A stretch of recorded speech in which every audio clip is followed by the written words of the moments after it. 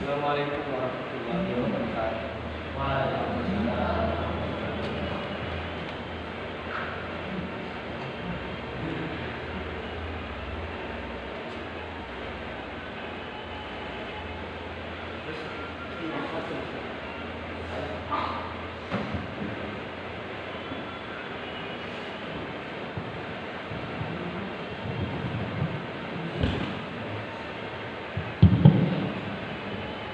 Allahu Akbar, Allahu Akbar.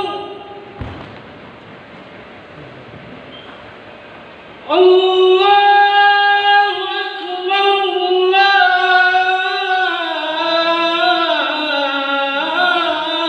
Allahu Akbar. Asyhadu an la ilaha illallah.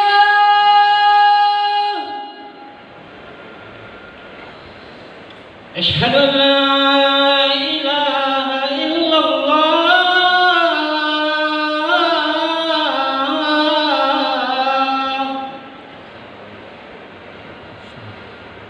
أشهد أن محمدا رسول الله.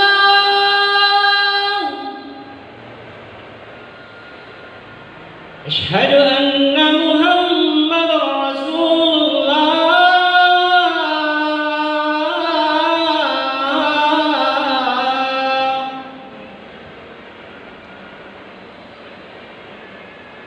حي على الصلاة.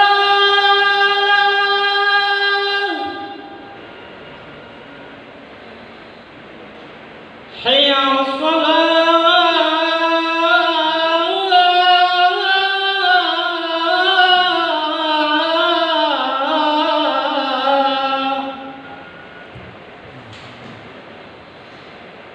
حي على الفلاح.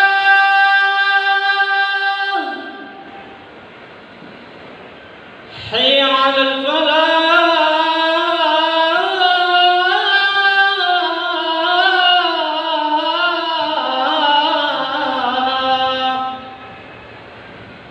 الله أكبر، الله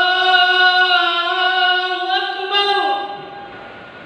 لا إله إلا الله.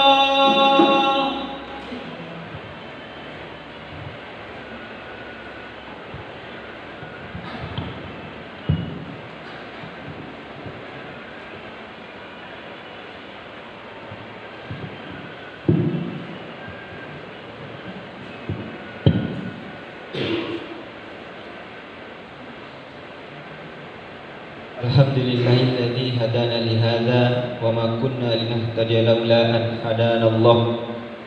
Laqad ja'at rusul rabbina bil haqq wa nudu an tilkumul jannah uristumuha bima kuntum ta'malun. Asyhadu an la ilaha illallah wahdahu la syarika lah wa asyhadu anna Muhammadan abduhu wa rasuluh. Allahumma salli wa sallim ala Muhammad wa ala alihi wa ashabihi wa man tabi'ahum bi ihsanin ila yaumiddin. Ya ayyuhan nasu ittaqu rabbakumul ladzi khalaqakum min nafsin wahidah wa khalaqa minha zawjaha wa batha minhuma rijalan katsiran wa nisaa'a wattaqullaha alladzi tasaaluna bihi wal arham.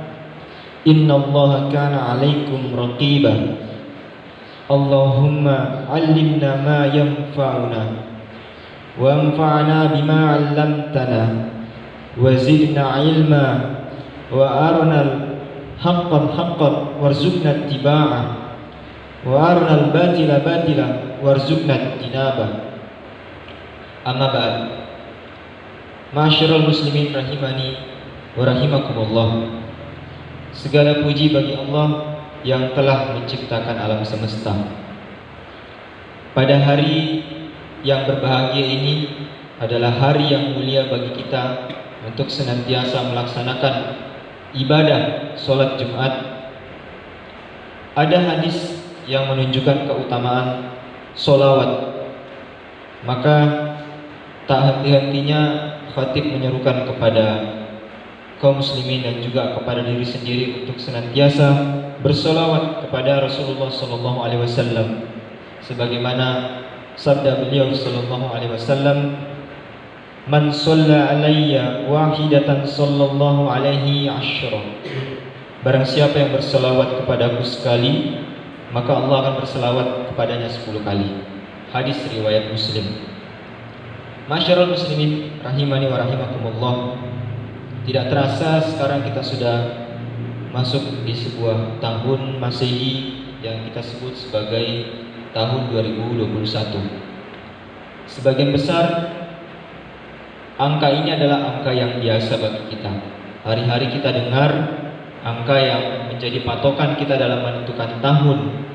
Namun sesungguhnya ketika kita mengkaji lebih dalam, ada makna yang lebih berat, bahwa semakin bertambahnya angka ini, tentu saja semakin berkurang pula umur yang sudah kita jalani.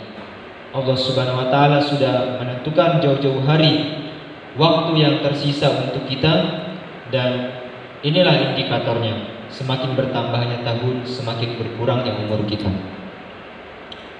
Bashir bin Al-Haris rahimahullah pernah berkata, "Aku pernah melewati seorang ahli ibadah di Basrah. Ia sedang menangis. Aku bertanya, 'Apa yang menyebabkanmu menangis?' Ia menjawab, 'Aku menangis karena umur yang luput dariku dan atas hari yang telah berlalu. Ajalku ternyata semakin dekat, tetapi belum jelas seberapa besar amal yang telah kuperbuat.'" Sebuah kajian yang menarik bahwa dalam memanfaatkan waktu, bukan hanya waktu-waktu kita selama 1 tahun, tetapi waktu-waktu selama 1 bulan, waktu-waktu selama 1 pekan, bahkan waktu-waktu selama 1 hari. Semua itu saling berkaitan karena waktu 1 hari adalah bagian terkecil dari waktu 1 pekan. Waktu 1 pekan adalah bagian terkecil dari waktu 1 bulan. 1 bulan juga adalah waktu terkecil dari 1 tahun. Pertanyaannya adalah, apa amal yang bisa kita kerjakan untuk mengisi bagian-bagian kecil dari waktu kita? Ada 5 hal yang ingin kita bahas. Yang pertama adalah amalan pertama, kesolehan. Dalam surah Ghafir, Allah Subhanahu wa taala sudah menjelaskan tentang kesolehan, atau biasa kita kenal dengan surah Al-Mu'min. Bahkan dalam dalil hadis lainnya, di mana kita biasa mengamalkan dalam duduk tasyahud kita, "Assalamu alayna wa ala ibadillahis shalihin", yang artinya salam untuk kami dan juga untuk hamba Allah yang soleh. Bahkan dalam hadis Nabi SAW juga menjelaskan tentang kalimat tadi. Jika kalian mengucapkan seperti itu, maka doa tadi akan tertuju pada setiap hamba Allah yang soleh di langit dan di bumi. Hadis riwayat Bukhari. Yang jadi pertanyaannya adalah, apakah kita termasuk dari hamba yang soleh tadi, yang senantiasa didoakan oleh kaum muslimin yang lain di saat mereka melaksanakan sholat 5 waktu? Senantiasa kita harus selalu mengevaluasi diri. Apakah kesolehan-kesolehan ini ada di dalam diri kita, atau jangan-jangan kesolehan ini hanya sebuah simbol karena kita memakai peci dan juga membawa Al-Quran. Dalam kitab Fathul Bari, Imam At-Tirmizi pernah berkata, "Siapa yang ingin meraih ucapan salam yang diucapkan oleh setiap orang ketika sholat, maka jadilah hamba yang soleh. Jika tidak, maka karunia besar yang merupakan doa selamat diharapkan untuk diperoleh." Ya, bisa kita bayangkan doa ini akan selalu terbaca dalam tasyahud awal kaum muslimin. Bahkan setelah kita meninggal sampai akhir zaman, akan senantiasa ada orang yang melaksanakan sholat dan juga mendoakan orang-orang soleh. Kita berharap agar kita senantiasa mampu berada dalam golongan orang-orang soleh yang dimaksud dalam hadis tersebut dan juga yang dimaksud oleh Imam At-Tirmizi. Yang pertama tadi tentang kesolehan, yang kedua adalah kesolehan orang tua. Kita semua manusia mengalami yang namanya perjalanan. Yang membedakan kita hanyalah waktu start. Ada yang lahir di luar, menjadi remaja, menjadi dewasa, menjadi tua, sampai akhirnya meninggal dunia. Ini hanya masalah perjalanan. Ada yang memulai di luar, ada yang terlahir di luar, dan ada juga yang meninggal di luar. Tetapi suatu saat kita akan menjadi orang tua. Menjadi orang tua itu pasti. Bahkan disebutkan dalam surah Al-Kahfi, orang tua di sini ada disinggung dan erat kaitannya dengan kesolehan. Sebagaimana firman Allah, "A'udzubillahi minasyaitonirrajim. Wa ammal jidaru fakana ligulamaini yatimaini fil madinati wa kana tahtahu kanzul lahuma wa kana abuhuma salihah." Adapun dinding-dinding rumah adalah kepunyaan dua orang anak yatim di kota itu, dan di bawahnya ada harta benda simpanan bagi mereka berdua, sedang ayahnya adalah seorang yang soleh. Quran Surah Al-Kahfi ayat 82. Surah yang senantiasa kita baca di hari Jumat, yang kaya akan petunjuk-petunjuk. Ternyata di dalamnya memuat tentang kisah orang tua, yang orang tua yang menyisakan harta benda untuk anak-anaknya.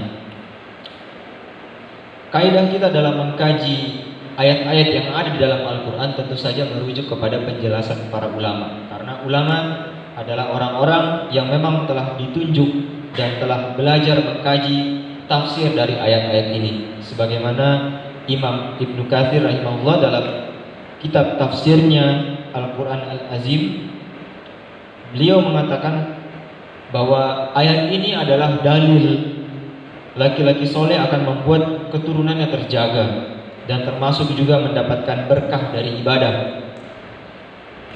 Orang soleh ini akan memberikan syafaat kepada keturunannya. Ia pun akan mengangkat derajat mereka hingga derajat yang tinggi di surga, karena anak-anak akan menjadi penyejuk mata baginya. Demikian juga yang dibicarakan dalam ayat yang lainnya. Yang ketiga adalah senantiasa menebarkan sunnah hasanah. Yang pertama tadi menumbuhkan kesolehan pada diri sendiri, yang kedua menjadi orang tua yang soleh, dan yang ketiga adalah senantiasa mendakwakan sunnah. Ini seperti sebuah skema yang biasa kita kenal dengan istilah MLM. Bagi orang-orang yang mengajar dunia mungkin pernah menggunakan istilah ini, multi level marketing, bahkan ada istilahnya skema Ponzi, skema piramida dan sebagainya. Hanya saja dalam mencari dunia ada pihak-pihak yang dirugikan karena sistem seperti ini. Tetapi sistem ini tidak berlaku merugikan kalau kita terapkan dalam dakwah, karena apa yang kita sampaikan dia tidak akan mengurangi pahala kita. Justru orang yang mendapatkan pahala itu, kita pun juga menuai hasilnya tanpa mengurangi pahala dari orang yang melaksanakan amalan tersebut. Sebagaimana dalam hadis yang disampaikan Jarir bin Abdullah radhiyallahu anhu, beliau berkata, Rasulullah sallallahu alaihi wasallam bersabda, "Man sanna sunnatan hasanah fa umila biha ba'dahu kana lahu ajruhu wa mithlu ujurihim min ghairi an yanqusa min ujurihim syai'a." Barang siapa yang melakukan suatu amalan kebaikan, lalu amalan ini dikerjakan oleh orang sesudahnya, maka akan dicatat baginya ganjaran semisal ganjaran orang yang mengikutinya, dan sedikit pun tidak akan mengurangi ganjaran yang mereka peroleh. Sebuah sistem yang sangat sempurna dalam dunia bisnis. Ketika orang mencari materi, ini sangat susah untuk diterapkan, karena salah satu sumber penghasilan orang yang di atas adalah hasil pekerjaan dari orang-orang yang berada di bawahnya, dan juga bisa mengurangi apa yang dihasilkan oleh orang-orang yang di bawahnya. Ketika dia menjadi bos, dia cukup merekrut, dan yang direkrut tinggal mencari rekrutan baru, dan begitu seterusnya. Tetapi kejahatan dari cara ini ketika kita tinjau dari sisi materi adalah yang dikorbankan adalah orang-orang yang berada di urutan terbawah ketika bisnis ini menuju kehancuran. Dia sudah membayar namun tak mendapatkan apa-apa, sementara yang di atas sudah tinggal menikmati aliran dari bawah. Tetapi indahnya Islam, pemberian pahala seperti ini justru tidak mengurangi pahala orang yang sudah kita dakwahi, justru malah menambah semangat. Disitulah indahnya kita menikmati Islam, indahnya kita berdakwah, menyampaikan kebaikan, bahwa itu adalah suatu perbuatan yang tidak akan merugikan siapapun, tidak akan merugikan orang yang kita dakwahi, tidak akan merugikan orang-orang yang di bawahnya lagi, dan tidak akan pernah merugikan sampai akhir zaman, sampai dunia ini ditutup oleh Allah Subhanahu wa taala.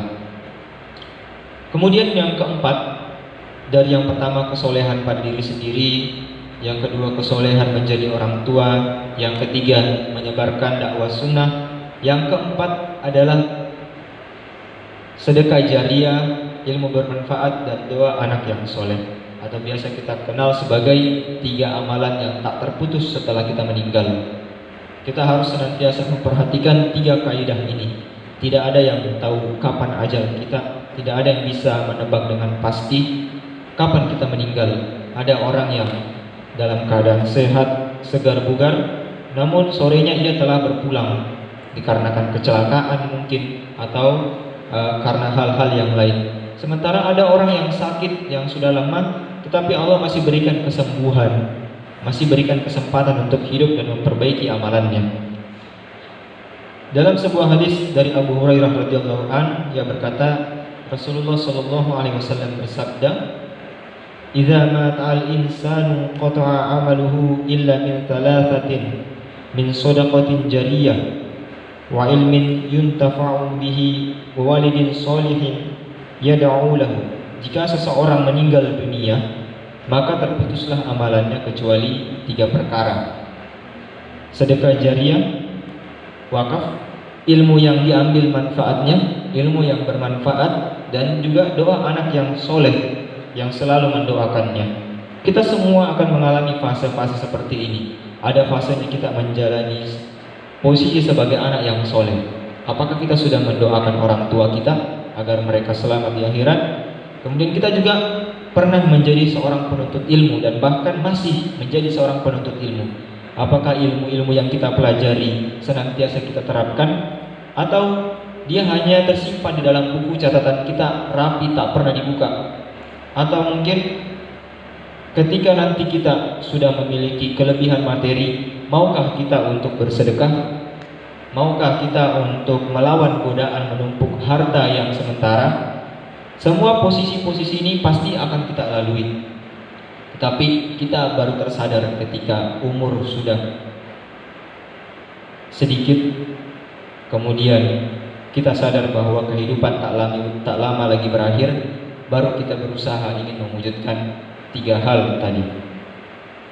Yang keempat adalah amalan yang manfaatnya luas. Yang pertama tadi kesolehan diri sendiri, yang kedua kesolehan menjadi orang tua, yang ketiga mendakwakan sunnah, yang keempat adalah 3 amalan yang tak terputus.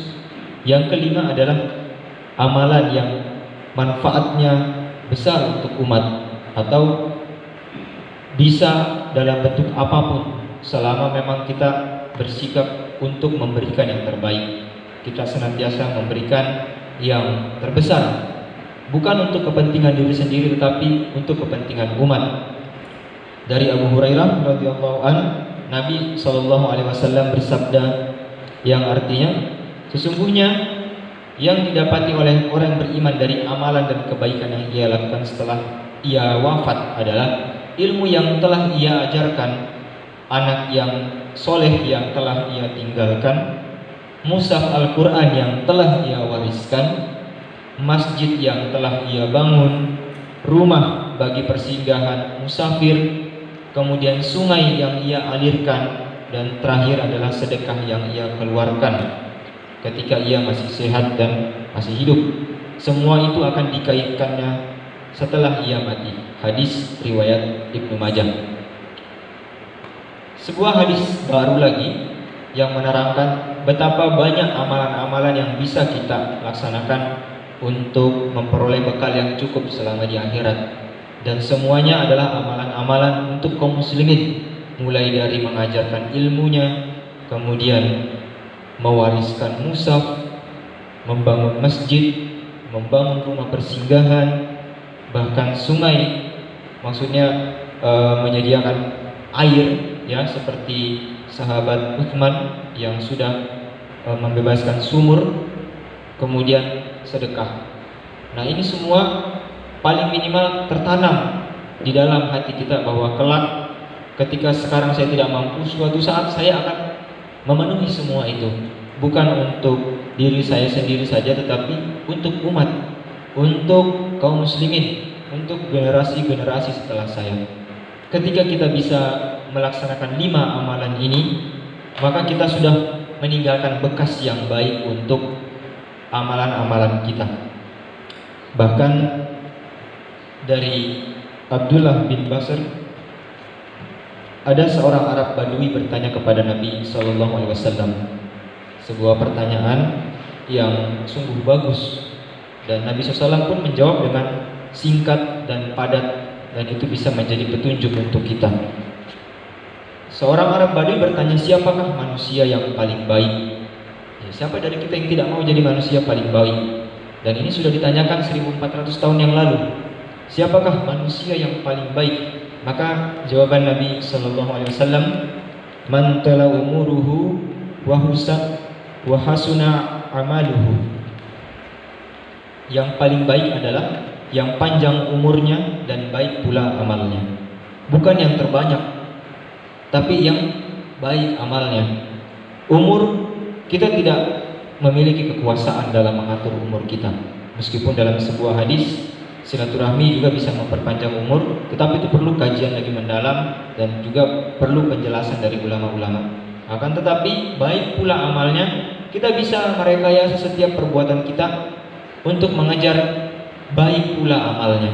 Apakah kegiatan tahfiz yang kita laksanakan ini sudah baik? Apakah kita sudah memberikan adab yang baik kepada ustadz-ustadz kita? Apakah sholat 5 waktu kita juga sudah yang terbaik? Apakah sedekah kita membantu teman itu juga sudah yang terbaik? Atau jangan-jangan belum ada kebaikan sama sekali dalam amalan-amalan yang kita lakukan? Kita cuma mengejar target kewajiban agar bisa cepat pulang atau keluar dari pondok. Maka sebuah kerugian bagi kita ketika kita sudah diberikan kesempatan untuk belajar dengan tenang, tetapi kita masih senantiasa berharap hari esok, dan kita tidak berada di momen kita sekarang, di momen kita untuk berlatih. Aqulu qawli hadza wastaghfirullah li wa lakum wa lisairil muslimin innahu huwas samiul alim.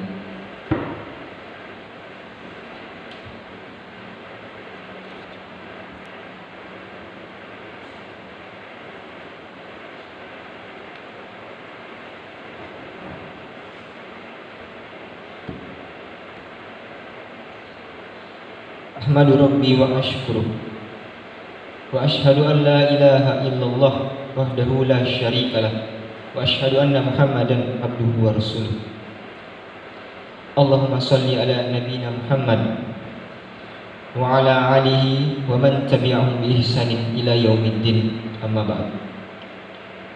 Faya ayyuhan nas ittaqullah ta'ala وذروا الفواحش وما ظهر وما بطن وحافظوا على الطاعات وحضور الجمعة والجماعة واعلموا أن الله أمركم بأمر بدأ فيه بنفسه وثنى بملائكة قدسه فقال تعالى ولم يزل قائلا عليما إن الله وملائكته يصلون على النبي يا أيها الذين آمنوا صلوا عليه وسلموا تسليما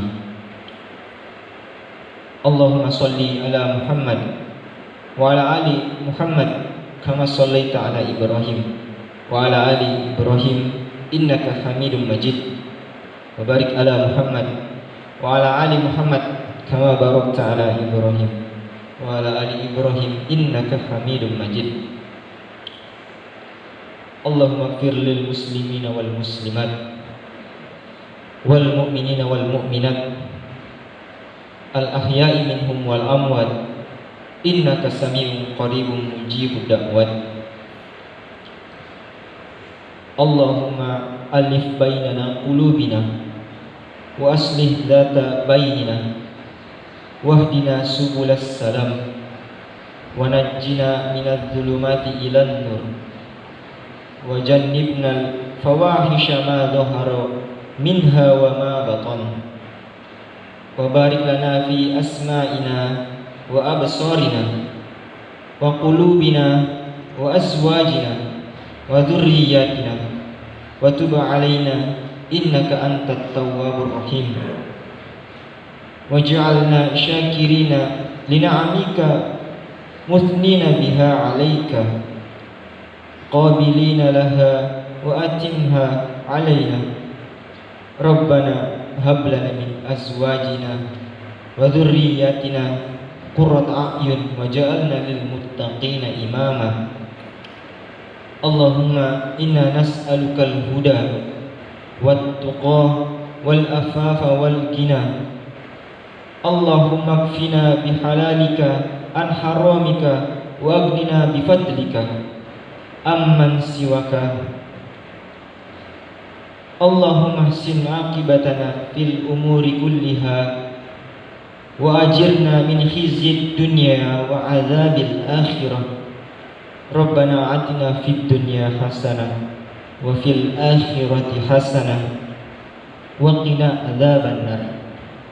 Wa sallallahu ala nabiyyina Muhammad wa ala alihi wa ashabihi wa man tabi'ahum bi ihsanin ila yaumiddin. Wa akhiru da'wana alhamdulillahi rabbil alamin. Oke.